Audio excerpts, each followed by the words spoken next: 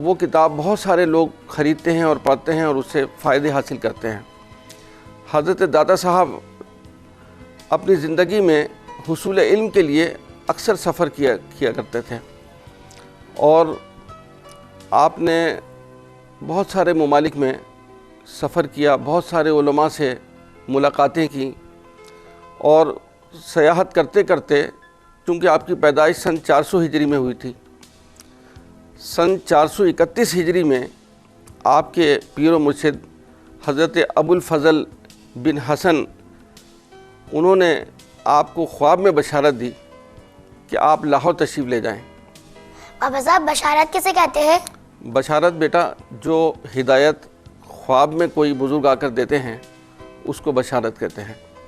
تو ان کے خواب میں ان کے پیر صاحب حضرت ابو الفضل بن حسن تشریف لائے، اور انہوں نے فرمایا کہ آپ لاہور کا سفر کریں اور وہاں پر جا کر قیام کریں۔ تو ان کے اس حکم کی تعمیل میں آپ سن 431 ہجری میں لاہور تشریف لائے۔ جب آپ لاہور آئے تو یہاں پر زیادہ تر لوگ جو ہیں وہ غیر مسلم تھے۔ یہاں آنے کے بعد آپ نے ایک چھوٹا سی پہاڑی کا ٹیلہ تھا، اس پر آپ آ کر بیٹھ گئے، اور وہیں پر آپ عبادت کیا کرتے تھے۔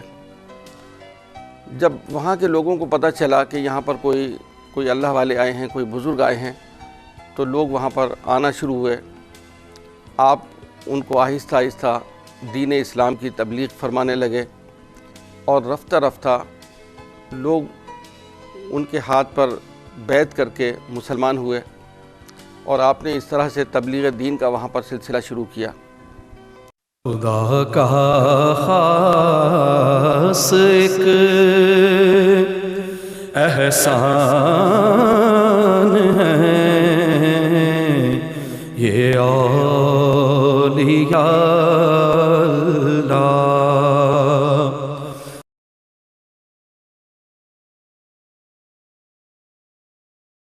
خدا کا خاص ایک احسان ہے یہ اولیاء اللہ۔ بابا صاحب یہ متولی کسے کہتے ہیں؟ متولی بیٹا اس کو کہتے ہیں کہ جو کسی مزار کے انتظامات سنبھالتے ہیں، اور عموماً متولی اولاد میں سے بنائے جاتے ہیں، لیکن حضرت داتا صاحب کے چونکہ کوئی اولاد نہیں ہے، اس لیے رائے راجو کا نام آپ نے شیخ ہندی رکھ دیا تھا، اور شیخ ہندی کی اولاد مزار کی سجادہ نشین ہوتی تھی، اور وہی وہاں کے انتظامات بھی سنبھالتے رہے۔ اور حضرت داتا صاحب کے زمانے میں شیخ ہندی آپ کے بہت ہی پیارے اور بہت اچھے مرید بنے، اور جو جوگی کو آپ نے مسلمان کیا تھا وہ بھی ان کی نسل بھی آج تک لاہور میں موجود ہے کہ جن کو داتا صاحب نے مسلمان کیا تھا۔ اور آج کل ہمارے مزار پہ ایک بہت ہی خوبصورت طلائی دروازہ ہے۔ بابا صاحب طلائی دروازہ کسے کہتے ہیں؟ طلائی دروازہ سونے کا دروازہ ہے۔ دروازہ تو لکڑی کا ہے لیکن اس میں سونے سے کام ہوا ہوا ہے۔ اس کے علاوہ داتا صاحب کے مزار پر چونکہ زائرین کی تعداد بہت زیادہ ہے، تو آپ کے مزار اور اس کے ساتھ جو ملحق مسجد ہے اس کو بار بار توسیع کرنا پڑا۔ بابا صاحب یہ توسیع کسے کہتے ہیں؟ توسیع بیٹا جب کوئی جگہ تنگ ہونے لگے تو پھر اس کو بڑھانے کے لیے کام کیا جاتا ہے، اس کو توسیع کرنا کہتے ہیں۔ تو وہاں کی مسجد اور مزار شریف کی حدود کو کافی توسیع کر کے بڑا کر دیا گیا ہے تاکہ زیادہ سے زیادہ لوگ وہاں پر آ سکیں۔ بالخصوص جب آپ کا عرس ہوتا ہے، اس زمانے میں زائرین کی تعداد لاکھوں میں ہوتی ہے، اور ساری دنیا سے لوگ سفر کر کے اس عرس میں شرکت کرنے آتے ہیں۔ عرس کا معاملہ یہ ہے کہ حضرت داتا صاحب کا وصال 9 محرم کو ہوا تھا، تو 9 محرم کو داتا صاحب کے مزار پر غسل دیا جاتا ہے، اور اس کے بعد دعا ہو جاتی ہے، کیونکہ اہل سعادات میں کوئی عرس جو ہے وہ 9 اور 10 محرم میں نہیں منایا جاتا، تو اس لیے پھر آپ کا عرس جو ہے وہ 20 صفر کو باقاعدہ منعقد کیا جاتا ہے، بابا صاحب منعقد کسے کہتے ہیں؟ بیٹا منعقد بنا ہے انعقاد سے، انعقاد کسی کام کے کرنے کو کہتے ہیں، تو عرس کا جو کام ہے وہ کیا جاتا ہے 20 سفر کو، جبکہ 18 اور 19 اور 20 سفر 3 روزہ آپ کا عرس ہوتا ہے، جس میں زائرین کی تعداد لاکھوں میں ہوتی ہے۔ اور ایک بات اور میں آپ کو بتاتا چلوں کہ جس زمانے میں داتا صاحب حصول علم کے لیے سفر کرتے تھے، اور آپ کبھی خراسان میں ہوتے تھے اور کبھی ترکستان میں ہوتے تھے، تو آپ جب رات ہوتی تھی تو کسی مسجد میں قیام کرتے تھے۔ مسجد میں اگر کچھ وہاں کھانے کو ان کو مل گیا تو آپ کھا لیتے تھے، ورنہ آپ قناعت کرتے تھے، بھوکے سو جاتے تھے۔ ایک واقعہ کتاب میں لکھا ہوا ہے کہ ایک مسجد میں آپ نے قیام کیا تو وہاں پر بھی کچھ ایک جماعت آئی ہوئی تھی صوفیوں کی، اور وہ لوگ بڑے اہتمام سے دسترخوان بچھا کے ان کے لیے لوگوں نے کھانا لگایا تھا۔ ایک کونے میں حضور داتا صاحب عبادت فرما رہے تھے، تو وہ لوگ کھانا کھاتے تھے اور اس کی ہڈیاں اور روٹیوں کے ٹکڑے آپ کی طرف پھینکتے تھے۔ تو جس وقت داتا صاحب اپنی عبادتوں سے فارغ ہوئے اور آپ کو کچھ بھوک محسوس ہوئی، تو آپ نے وہی روٹیاں کھا کر اور قیام کیا، اور ان کی اس قناعت پسندی، اس پر دیکھیے کہ اللہ تبارک و تعالیٰ کا کیا فیضان اور کیا انعام ہے۔ 24 گھنٹے وہاں پر کھانا بٹ رہا ہوتا ہے، اور غربا اور مساکین اور زائرین اس لنگر کو استعمال کر رہے ہوتے ہیں۔ تو یہ جو لوگ قناعت سے کام لیتے ہیں اور صبر کا مظاہرہ کرتے ہیں، اللہ تبارک و تعالیٰ ان کو بہترین اس کا اجر اور انعام دیتا ہے۔ بابا صاحب اجر کیسے کہتے ہیں؟ یعنی اچھے کاموں کا بدلہ۔ تو حضور داتا صاحب کی اس قناعت کے بدلے میں ان کے مزار پر اللہ نے کتنا فیضان اور کتنا کرم فرمایا ہے کہ وہاں پر 24 گھنٹے لنگر بھی جاری رہتا ہے۔ بابا صاحب فیضان کسے کہتے ہیں؟ فیضان بیٹا انعام کہتے ہیں۔ فیضان کا مطلب ہے کہ ان کے نام سے جو لوگوں کو فائدے پہنچ رہے ہیں اس کو فیضان کہتے ہیں۔ اور ہم نے دیکھا ہے کہ کسی وقت بھی ہم وہاں چلے جائیں، داتا صاحب کے مزار پر کم سے کم 100-200 لوگ ایک کونے میں بیٹھے ہوئے قرآن شریف کی تلاوت کر رہے ہوتے ہیں۔ جب کوئی مذہبی تہوار آتا ہے، مثال کے طور پر شب قدر آتی ہے یا رمضان شریف کا مہینہ آتا ہے، تو لوگ اس مزار پر آ کر اعتکاف کرتے ہیں اور وہیں پر قیام کرتے ہیں۔ اس کے علاوہ کچھ لوگ بہت ہی ذوق و شوق کے ساتھ ان معتکف لوگوں کے لیے سحری اور افطاری کا انتظام کر رہے ہوتے ہیں۔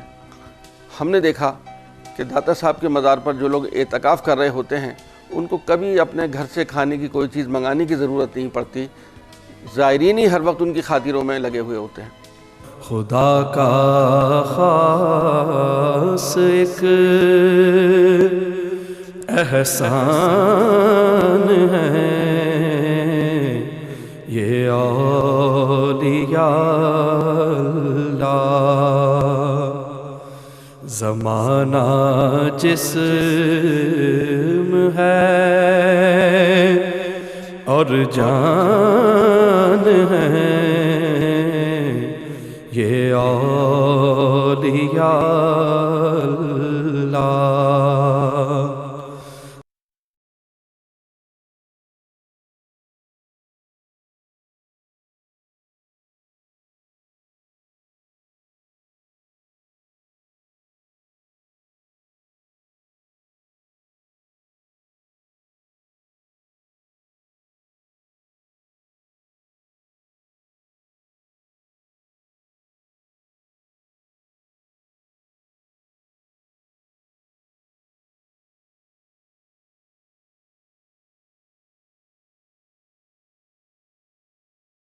خدا کا خاص ایک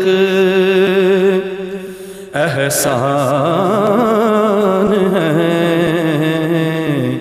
یہ اولیاء اللہ۔ اس کے علاوہ کوئی لمحہ ایسا نہیں ہوتا کہ جو وہاں پر لوگ عبادت نہ کر رہے ہوں، شب قدر آتی ہے تو لوگ دور دور سے سفر کر کے وہاں پر عبادت کرنے آتے ہیں، کیونکہ اللہ کے ولی کا مزار ہے، وہاں پر عبادتیں کرنے کا بہت لطف آتا ہے۔ جو لوگ وہاں پر بیٹھ کر عبادتیں کرتے ہیں وہ کسی دوسری مسجد میں عبادت کرنے کی نسبت وہاں پر زیادہ لطافت محسوس کرتے ہیں، عبادت کی لذت محسوس کرتے ہیں۔ اور بابا صاحب لذت کیسے کہتے ہیں؟ لذت بیٹا کسی بھی چیز میں آپ کوئی چیز کھاتی ہیں، کوئی میٹھی ہوتی ہے، کوئی پھیکی ہوتی ہے، کوئی نمکین ہوتی ہے، تو اس میں ایک لذت ہوتی ہے۔ اسی طرح سے عبادتوں میں بھی ایک لذت ہوتی ہے، ایک اس کا الگ مزہ ہوتا ہے۔ تو یہ اللہ کے اولیاء ان کے مزاروں پہ لوگ جاتے ہیں اسی لیے کہ ان کی روح جو ہے وہ بہت ہی خوش ہو جاتی ہے وہاں جانے کے بعد، اور ان کو بڑا ہی اللہ کی طرف دل مائل ہوتا ہوا محسوس ہوتا ہے۔ بلکہ میں بہت ہی آسان الفاظ میں بچوں آپ کو یوں سمجھا دوں کہ اگر آپ وہاں پر کچھ نہ کریں اور مزار پر جا کے صرف ادب کے ساتھ بیٹھ جائیں تو چند سیکنڈ کے بعد آپ کو ایسا محسوس ہوگا جیسے آپ کے قلب میں کچھ ٹھنڈک سی آ رہی ہے، خود بخود ٹھنڈک محسوس ہوتی ہے کہ وہاں جا کر محسوس ہوتا ہے کہ جیسے قلب کی ہمارے دھلائی ہو رہی ہے اور ٹھنڈک محسوس ہو رہی ہے۔ حضور داتا صاحب رحمۃ اللہ علیہ کے مزار پر بہت سارے اولیاء کرام ایسے بھی ہیں، چونکہ میں نے ابھی عرض کیا کہ لوگ آتے ہیں عبادت کرنے کے لیے، لیکن جب اللہ کے ولی آتے ہیں تو وہ وہاں پر آ کر چلے کرتے ہیں۔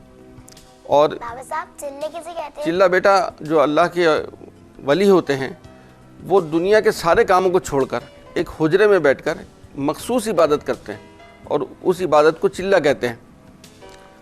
تو حضرت خواجہ معین الدین چشتی اجمیری رحمۃ اللہ علیہ جو سلطان الہند غریب نواز ہیں، آپ وہاں تشریف لائے اور آپ نے آ کر وہاں پر 40 دن کا چلہ کیا۔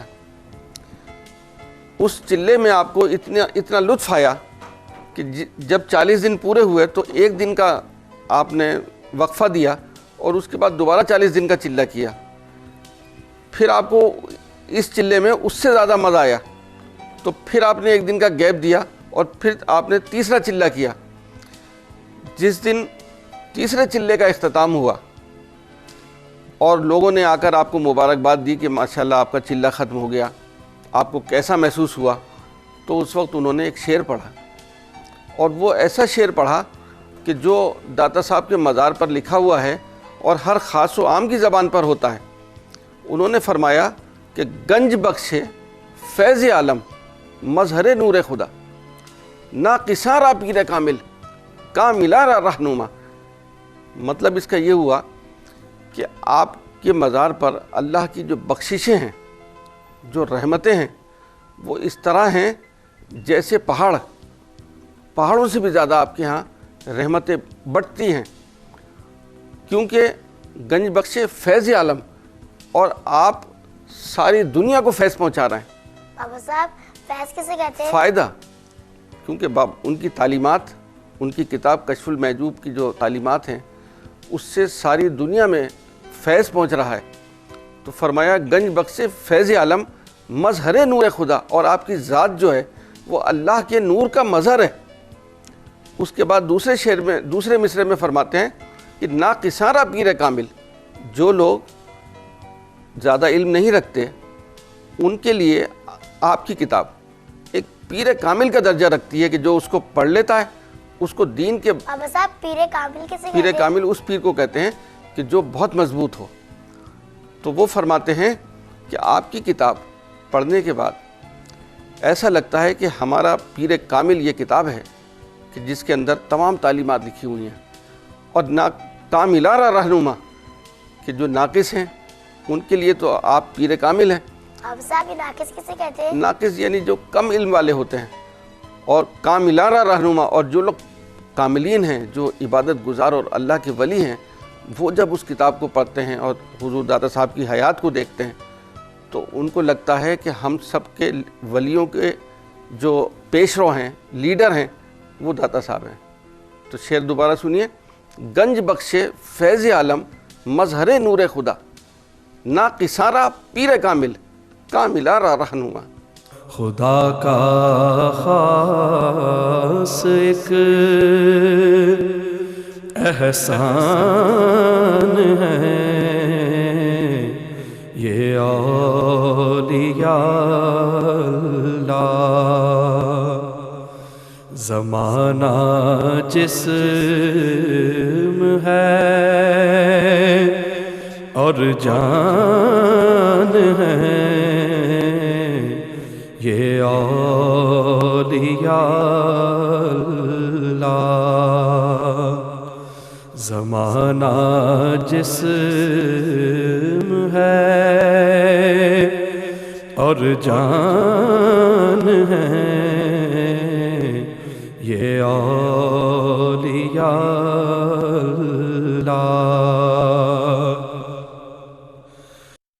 میں نے آج آپ کو حضرت علی بن عثمان الحجویری المعروف داتا گنج بخش لاہوری رحمۃ اللہ علیہ کے بارے میں بتایا، اور آپ لوگوں کو یقیناً اچھا لگا ہوگا، اور انشاءاللہ تعالی اگلی دفعہ میں آپ کو ایک اور اللہ کے ولی کا واقعات سناؤں گا اور ان کے بارے میں بتاؤں گا۔ تو انشاءاللہ ہماری آپ سے پھر ملاقات ہوگی۔ فی امان اللہ۔ اللہ حافظ۔ اللہ حافظ۔ خدا کا خاص ایک احسان ہے یہ اولیاء اللہ، زمانہ جسم ہے اور جان ہے